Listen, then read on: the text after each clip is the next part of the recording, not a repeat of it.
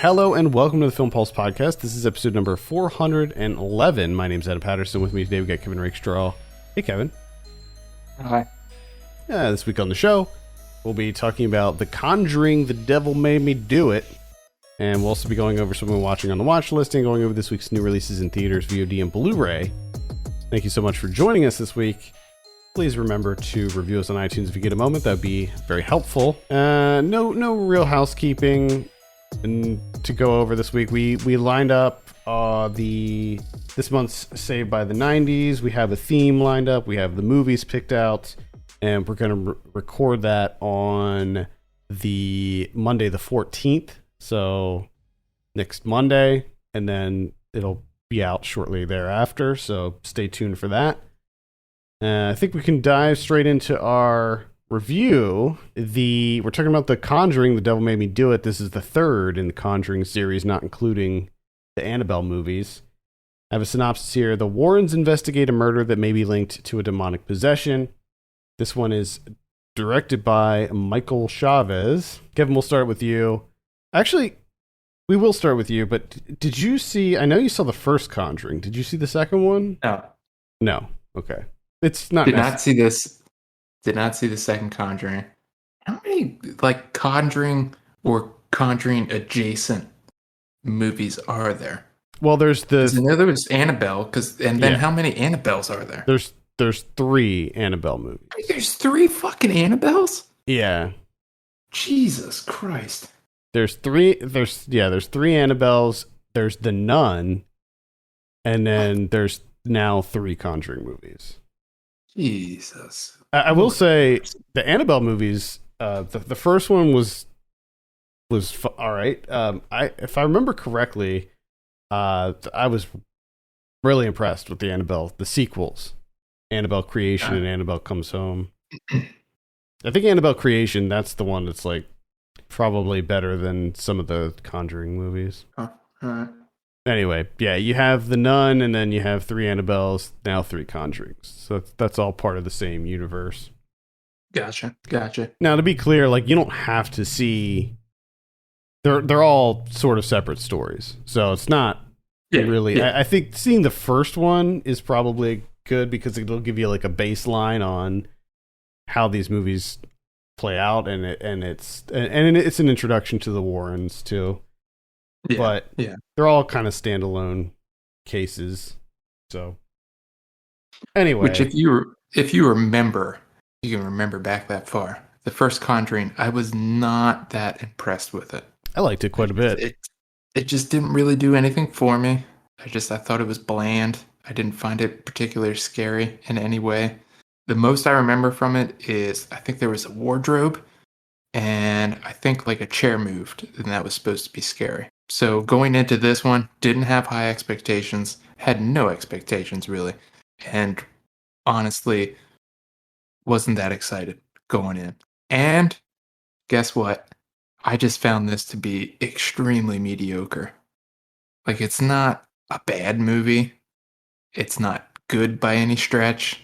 It's just, it exists, and that's about it. Yeah, I completely agree with you. As a horror nut, I watch a lot of horror movies, a lot of supernatural horror movies, and a lot of them, especially the modern ones, they play out pretty much the same. It's definitely a formula by this point. And I was kind of thinking, like, in recent years we've seen a little bit of a pullback in supernatural, like conventional supernatural horror. We've seen more of this like folklore, this folk horror, with movies like Hereditary being so popular, and then Midsummer and The Witch and all of that. So we've seen this kind of big push for more like folk horror, and I was kind of thinking like, oh, it might be nice to see another like top tier supernatural horror movie, see what they do with it, because this movie obviously has a bigger budget than a lot of the sort of more indie horror titles that we see. But they didn't really do much here. Like, there's not a lot that happens in The Conjuring, The Devil Made Me Do It that goes beyond what we've seen before. Yeah. Oh It's yeah. I'm in agreement with you that like I was entertained by this. I don't have any like super negative criticisms with this, but at the same time, it was still they were just playing within their comfort zone. Like there wasn't a lot happening in this that was really them thinking outside the box or doing anything new, which sucks because I really like the Warrens as characters. I like the dynamic between Patrick Wilson and Vera Farmiga. I think that they're really great actors, and I think that the two of them play a really great couple. And I like the concept of the Conjuring series where it's just these two, paranormal investigators, and each movie is like a new case. It's like the X-Files or some shit. And I like that. But the thing is, they're just not different enough from each other. Like, I imagine if they keep making these Conjuring movies, that eventually, after like the next one, we're gonna get confused as to what happens in each one. Like, they're gonna get all mixed up, like so many of these other like franchise movies where you're just like, wait, which one was that again? Because it's all the same. Yeah, and I think that's the thing that's really disappointing is that you have a demonic possession movie, which this used to be the boon in terms of horror. You demonic possession. Oh my God, there's so many, right? And like you said, this has a far bigger budget than a lot of indie movies, but it really plays out like every other demonic possession movie. Like they don't really do anything new. They don't do anything creative. I in terms of budget, I don't know where that budget went outside of I guess salaries. Like There's like there's a couple like bigger moments, I guess. and then you got some stuff that it does nothing for me, and it's actually negative, which is it's a little bit different in terms of it's not an old lady that's naked and scaring someone. It's just an overweight person that's naked. Like that's supposed to be scary. Like it's just tired. It's just tired. I mean, I think maybe the fact that he's a corpse, a reanimated corpse, it adds to the fear factor. I know, but why is the corpse or the demon or anything outside of someone being overweight or an old lady, and they always got to be naked, one or the other. Naturally, yeah, of course you got to be naked.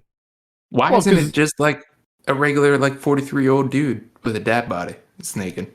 I think that I agree with you. I think that that's an old. I don't know how I feel about that because I think that in some instances that it's playing into our like sort of unconscious biases when it comes to body image, where because it's not what we typically think of as a conventionally attractive body type, that it is off-putting to us, like on an unconscious level. And I agree with you that I don't think that they should really do that anymore, because I do think that it's like it's not good to do that. But at the same time, I think that if it was just a regular dude, with a normal build, that it wouldn't be as scary. Like I mean, to be clear, I didn't find this to be scary, but I'm just saying the way that it would be perceived by the mass populace. Like I didn't find that guy to be. I didn't find anything in this movie to be scary. To be honest with you, I wasn't scared by anything. I'm 100% with you. I thought that there were some cool scenes. There's one scene when Vera Farmiga's character as Lorraine she's searching for this altar thing, and she's in this like labyrinthian like basement, these tunnels and stuff. And there's this one scene that happens with her where she's like seeing herself, and I thought that was cool. Yeah. And there's a couple other little flourishes sprinkled in there where I'm just like, oh, that's cool. The waterbed scene I thought was cool, but you see that in the trailer, so that's not like a big surprise when it happens. And then there were like some other. Oh, there was one scene that was shit. And you know when it happened, it was like somebody turned. It was a scene when someone was being chased and they like morphed into another person. And I was really struggling to remember what movie it was. There was a horror movie that, and I'm pretty sure it was a giallo, where there was a child running down a hallway, and the way that it was shot, the child sort of morphed into this like creepy guy. And it was such an disturbing scene. And it was almost like they tried to recreate it in this movie, but it just didn't really work as well. And I can't remember what the fuck's movie that was. Yeah, the only thing that gets stuck in my head, anything like along those lines, is Don't Look Now. Maybe that's what it was. The slicker. But I don't know if that really because it was the same size. No. You know what I mean? The stature was the same. It was just the spin around reveal. No, it was a scene where it was a child running towards, I think it was a woman, maybe a female character, and the child like morphed into a man. But the way that it was shot, it was just really shocking. I don't know. But getting back to The Conjuring, the devil made me do it. It's also just, I found it to be a little bit sloppy in its execution, in the sense that like you get, it starts out with the exorcism, and of course Arnie invites the demon into him, and then of course that plays out the way that it does. And it's like they find the totem and they find out like, oh, okay, there's something going on. We got to find out if this totem's been found anywhere else. And of course, they find out some more information, and they're like, okay, there's something going on here. But then it's just like there's no explanation as to like why this curse is a thing, like why that this has to happen. Like, does it happen every so often? What's the fact of them being stabbed 22 times? It's just like they figure out that there's a curse, and then they somehow end the curse. But there's really nothing outside of that. It's just really bare bones, which is really confusing in the sense that this movie is pretty long. Yeah. I just don't feel like really enough happened. Like, I don't know, outside of like the bullet points of this movie, I don't know, like I already can't remember what all the filler stuff was. I had a hard time understanding the motivations of the antagonist, like the yeah, like what was the it was just because she was nuts, or like, that's what I mean. Like, am I supposed to glean that myself, or is like, okay, is this something that she has to do in order for her soul not to be taken? Like, is that the point of the curse? And do you have to do it every so often, or are you just doing this for funsies? Yeah, it's just, I don't know, it's weird. Yeah, it's unfortunate. She's not really possessing people, but she kind of is, but she isn't. Like, I don't. And then, but bottom line, at the end of the day, because if you make this scary or do some like really batshit insane stuff, I could care less about the logistics of it, or any of that stuff. It could make it could be absolute nonsense, like Dead and Buried, and I wouldn't care. But like, you just don't do anything to cover that up, to mask it. There's nothing here that's creative that makes me go, well, this doesn't really make sense, but I don't really give a shit because this is kind of awesome. Like, that just doesn't happen. Yeah, it's unfortunate. I actually, like you, I went into this with no expectations. I didn't really expect much out of it. I did see the trailer, and the trailer looked decent, but I had a feeling that it was going to be sort of very conventional. And at the end of the day, it was just another Conjuring movie. I mean, it's cool that it takes place in the early '80s. So any horror movies that aren't modern, anything that takes place in the past, I immediately gets bonus points for me. But the story just wasn't really there. And the thing is, like, they had opportunities. They could have expanded on the court trial portion of it more, and that might have been more interesting. And then at the end of the movie, they actually play audio clips of like the actual exorcism, and they show stills from the trial and stuff like that. And I'm just like, oh man, like that's far more horrifying and interesting than what we just saw in this movie. Yeah. And it's interesting that you said about like the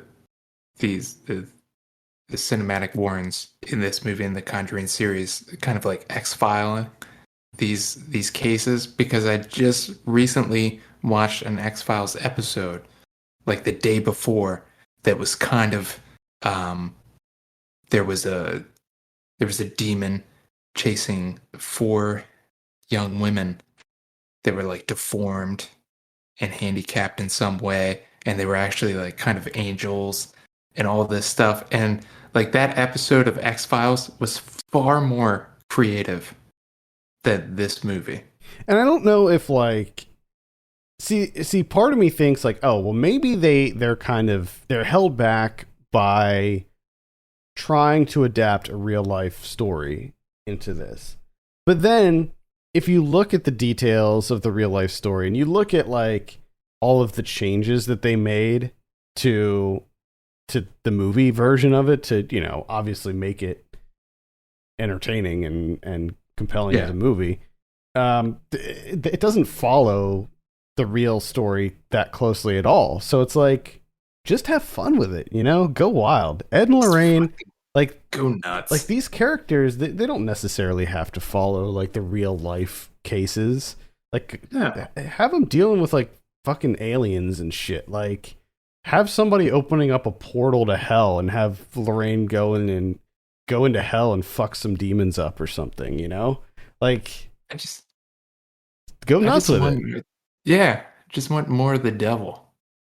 I just wanted, like, the devil made me do it. The devil has nothing to do with this movie. Right. Yeah, and I thought that this was going to have more, and it does feel like they sort of get into the whole satanic panic of this era. Yeah. And I thought that it was going to dive a lot more into that, but it doesn't at all. No, not at all.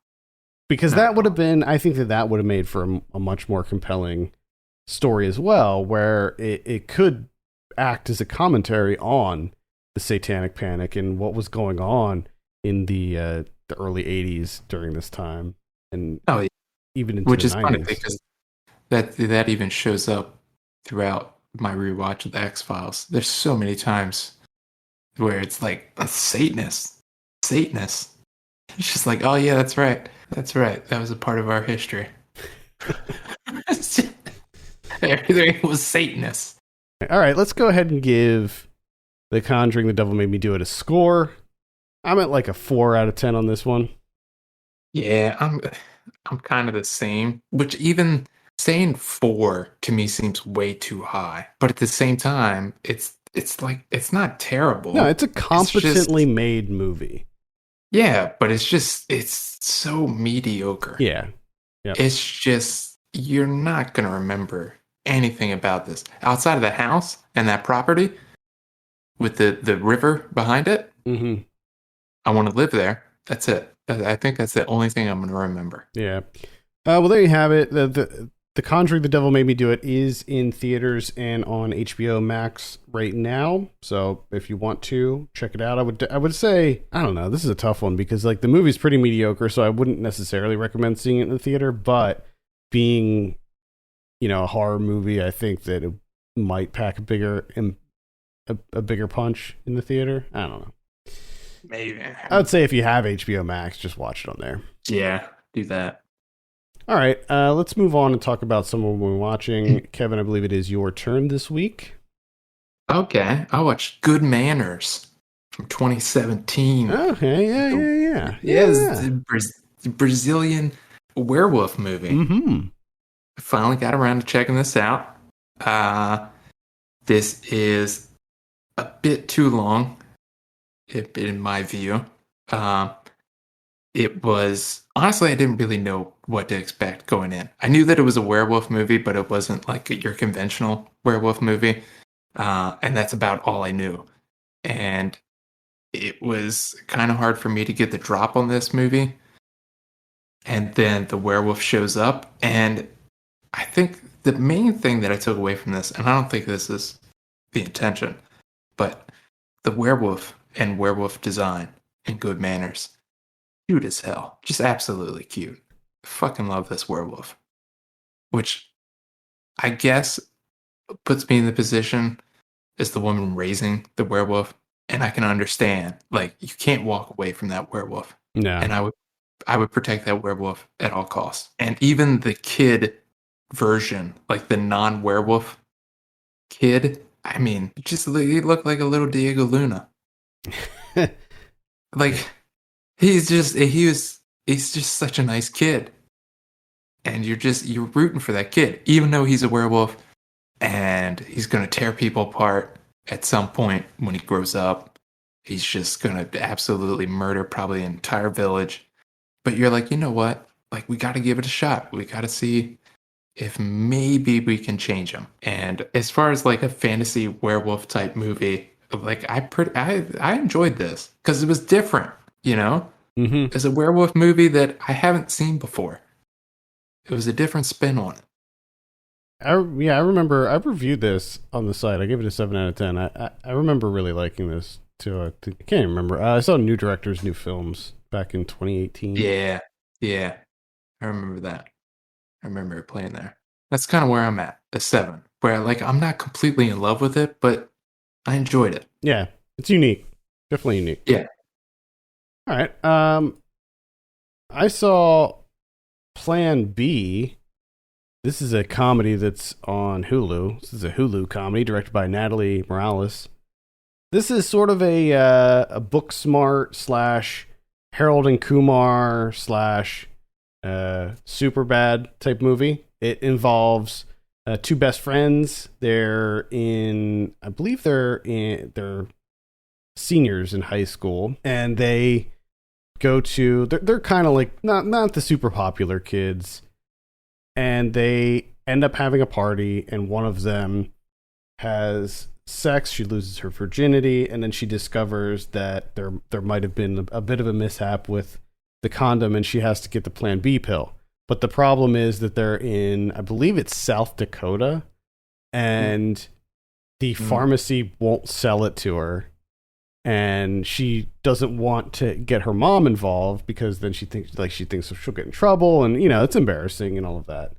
And so it turns into this like road trip comedy where these two best friends are trying to get to a Planned Parenthood that's like several towns over so that she can get the Plan B pill before the 24-hour period ends. Mm-hmm. It's a great concept for a movie.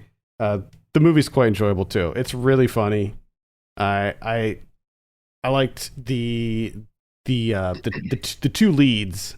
I don't think I've seen them in anything before, but they were really, really good, really natural. Like they felt like they were close friends. Played by Kuhu Verma and Victoria Morales. Really, really good stuff here. I enjoyed Plan B quite a bit, and I can definitely recommend it. All right.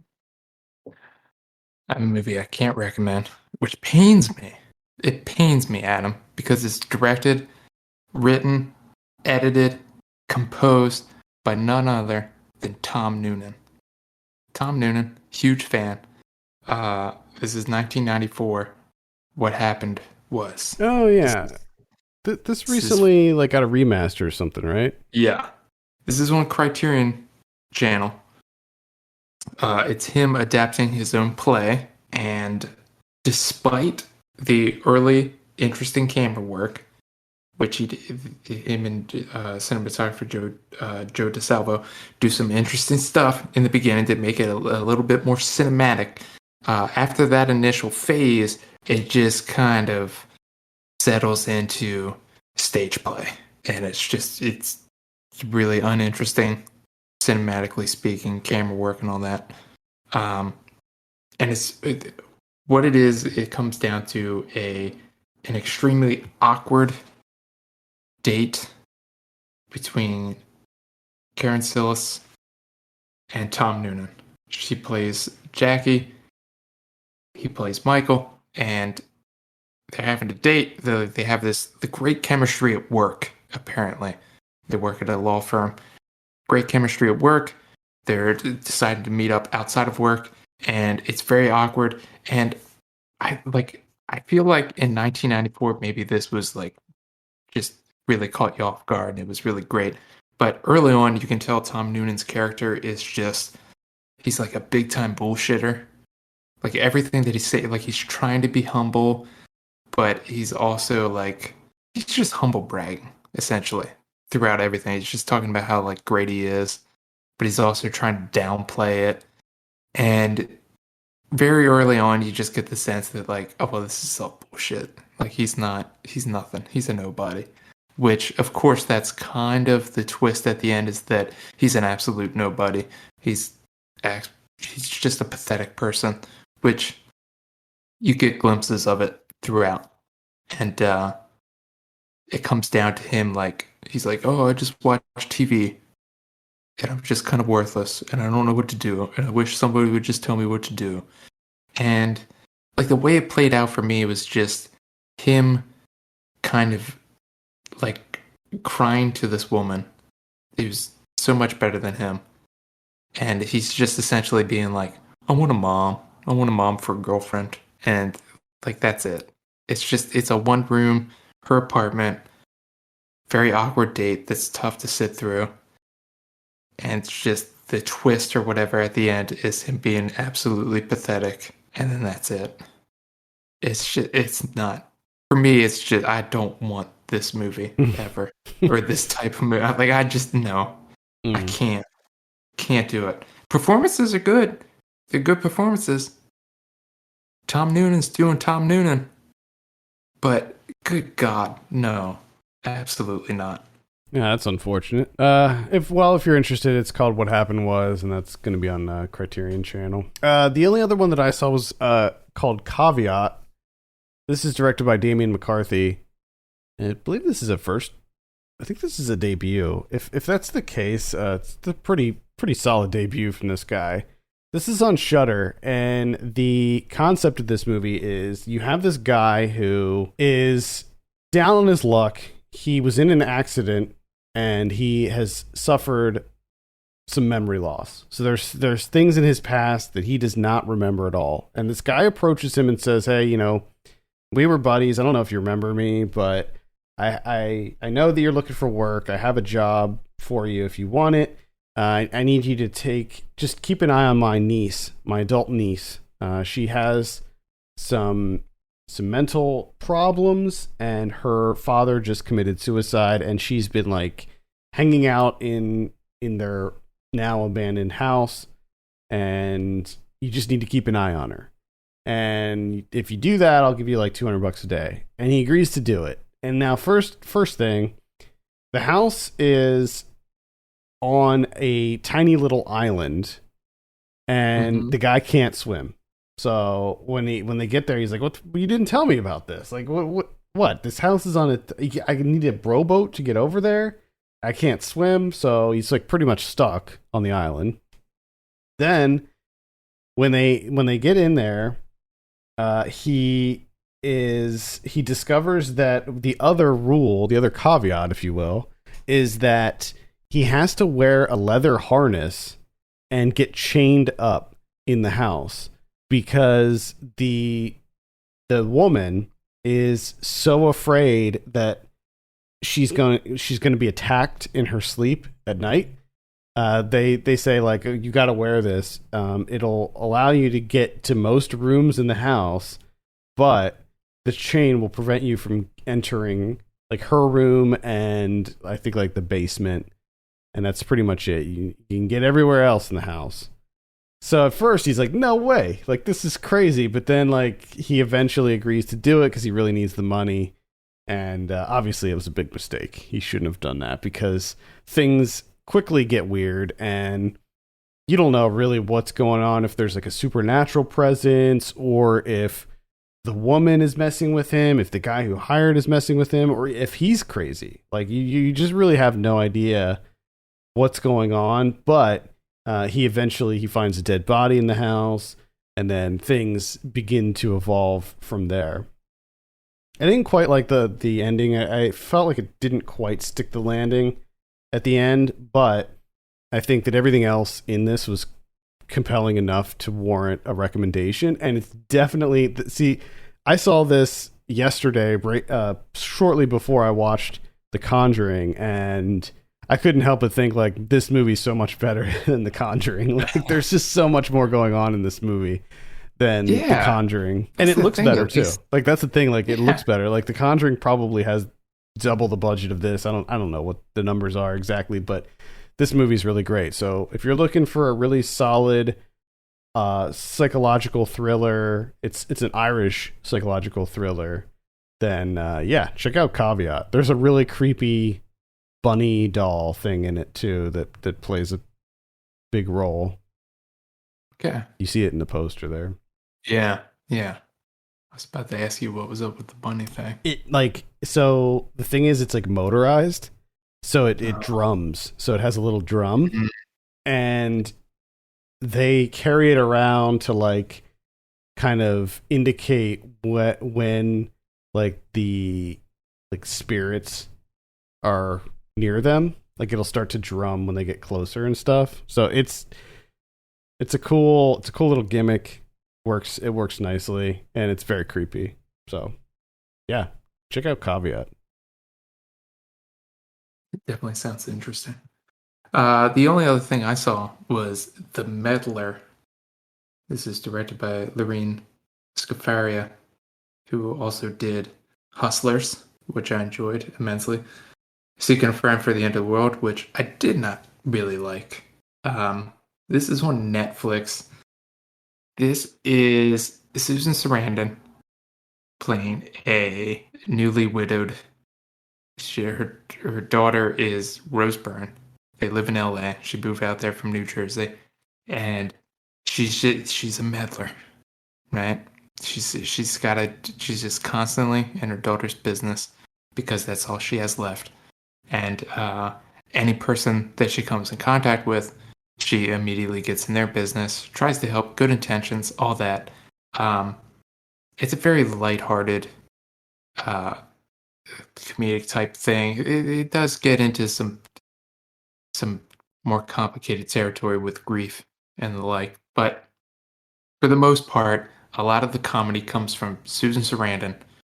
Just every person that she comes in contact with, she decides to help them in some way, whether they want it or not.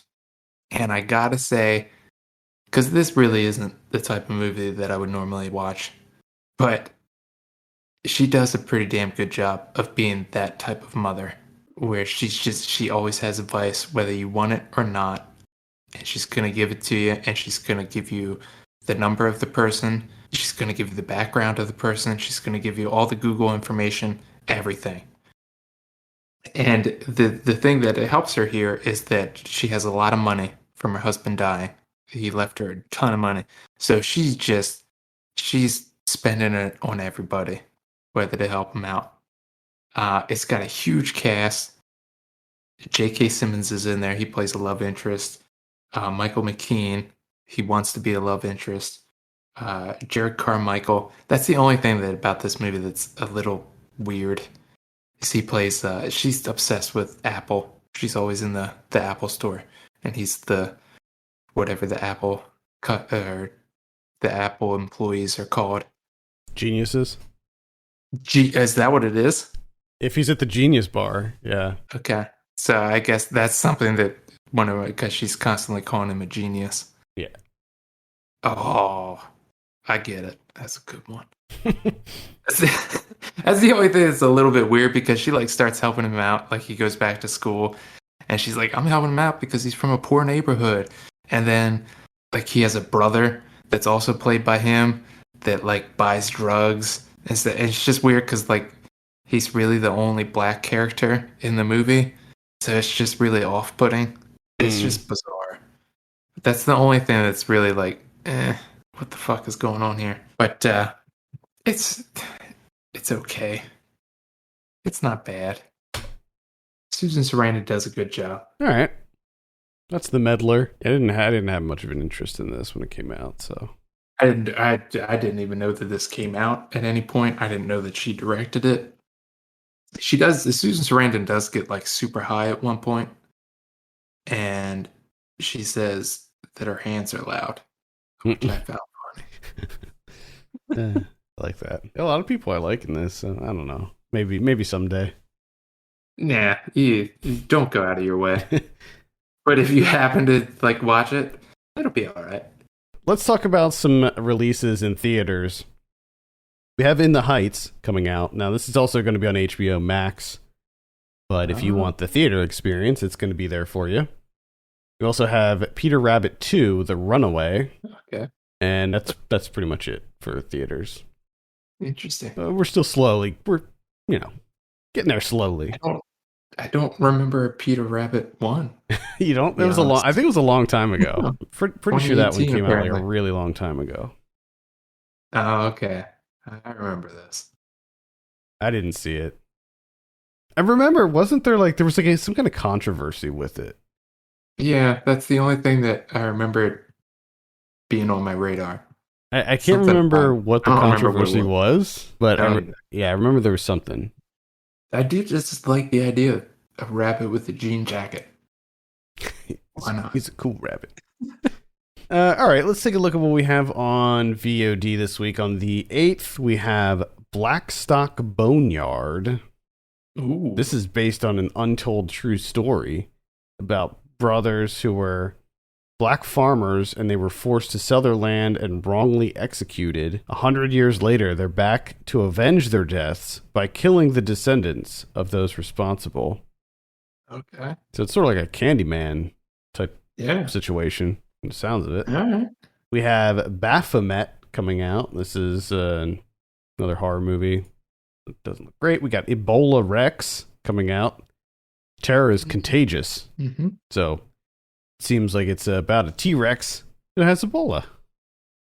Mm-hmm. Mm-hmm. We have Postal coming out. This is not related to the video game or the Uwe Boll Postal, although it is a dark comedy from the looks of it. We have Future Fear. It's a sci-fi, maybe a sci-fi horror movie. It looks like there's giant bug type creatures in it. Mm-hmm. We got Good Funk coming out. A polyrhythm about shadows and kindness. All right. This is a film that was shot in Red Hook, and I believe that it was like some kind of project where they gathered up. It was like all locals, so it was like everybody local to Red Hook that they got, and it was like some sort of part of some sort of like film program or something in Brooklyn. Okay, gotcha. We have Upheaval. That's on the 9th. It's going to be a virtual theatrical release. And then we have Take Me Somewhere Nice on the 11th, and that is also a virtual release, virtual cinema release. We got Holler, and we have Wish Dragon, which is on Netflix. That's an animated one. We have A Perfect Enemy. We have Dream Horse. This is the one with Toni Collette. Oh, yeah. That's right. Dream Horse. Dream Horse. I'm just not into horses, man. Like, I'm into, like, real life horses, but, like, movies about horses, no. I don't think I'm into real life horses either. What happens when you see a real life horse? Nothing. I feel completely emotionless when I see a real life horse. I'm like, okay, there's a horse. There it is. I see it.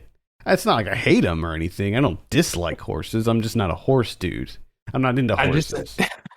I just imagine you like if you're like driving by and there's horses, you look over and you're just like, oh, fuck off. No, it's not a hatred. I'm just not. A lot of people really love horses, and I'm just not into them. I appreciate horses. They're fine. Like they're cool. I don't know. Maybe I need to be around them more. Maybe I can. Maybe I just haven't had enough exposure to horses. No, it's fine. I like that you have a complete indifference to horses. Yeah. We have also on the 11th we have Akila's Escape. This is the one that is starring Saul Williams. Oh yeah, that's right. Saul Williams, man, some really great music from him. Oh yeah. Oh definitely. List of Demands, I think that's the name of it. Mm-hmm. That song is still such a banger. Got La Dosis coming out on the 11th. We got Rogue Hostage, and that's about it for VOD. Pretty heavy VOD week, but nothing that's like really speaking to me. Yeah, I hear you. Take Me Somewhere Nice looks like it could be pretty good. I actually saw that movie. Okay. It was like a year or so ago. That was on Movie. Mm. It story wise, narrative wise, it's okay, but like visually, like every scene is very interesting in the way that they frame it, block it. Okay. Holler is also one that I think I could be into. I don't know if I'm in the right mindset right now because I just watched Mayor of Easttown, and I feel like that fills my quota of like poverty porn for a few months. Mm-hmm. And Holler takes place in Southern Ohio, which is like pretty damn similar to Pennsylvania in a lot of ways. So I don't know. We'll see. All right, let's take a look at what we have on Blu-ray this week. We have Some Kind of Wonderful from 1987. We have Final Fantasy VII Advent Children Complete. That's going to be on 4K. We got Ferris Bueller's Day Off. That's a 35-year anniversary edition. Jesus Christ, 35 years. 35 years. That's crazy. We have Son of the White Mare from 1981. That's not. My God. Is that a Criterion?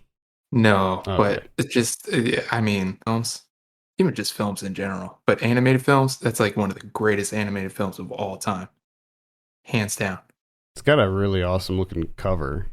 Oh my God, it's fucking incredible. There you go. Check that out then. High praise from Kevin. We got The Stylist coming out from earlier this year. We covered this on the show. Arrow's putting this one out. Pretty in Pink from 1986. This is also a 35-year anniversary edition. We got Puzzle from 1974. A man with amnesia begins to think he may have lived a double life. Ooh. Finding Forrester from 2000 coming out. Sean Connery. Got The Howl of the Devil from 1988. City of Lies from 2018. Hunting Ground from 1983. This is it's a standard edition. You rarely see ones that come out that just say standard edition. Wow. The regular version. Not even trying. Yeah. I just watched this for the first time not too long ago. It was pretty good. Right. We have Lovebirds Unrated. Sorry, The Lovebirds Unrated. That's the Kumail Nanjiani one. We reviewed that on the show, I believe. Is it an unrated version? Evidently, I don't know what that means. Fucking break. It's a Netflix movie, so yeah. What? No, you don't have to worry about shit. It's on Netflix. Yeah. It's your movie. I guess they're re-adding all of the full penetration scenes in that one. That's about it. What about Criterion's this week? We have one, which is it's been on the Criterion collection for a while, but it's just getting a redo, and that's The Human Condition from Kobayashi from 1959. This is 575 minutes. This is a long ass movie. It's a long one. Yeah, it's kind of like 3 movies, really. A trilogy kind of like smushed together. All right. But yeah, so check that out. If you got and 75 minutes to spare. Sure. Yeah, I do. Why not? All right, I think that's going to do it for this week. Thank you so much for listening. You can send us your questions and topics to podcast@filmpulse.net. You can follow us on Twitter @filmpulsenet and @filmpulsekevin. And if you have a minute, consider reviewing us on iTunes. That would be extremely helpful. For Kevin Rakestraw, my name's Adam Patterson. We'll see you next week.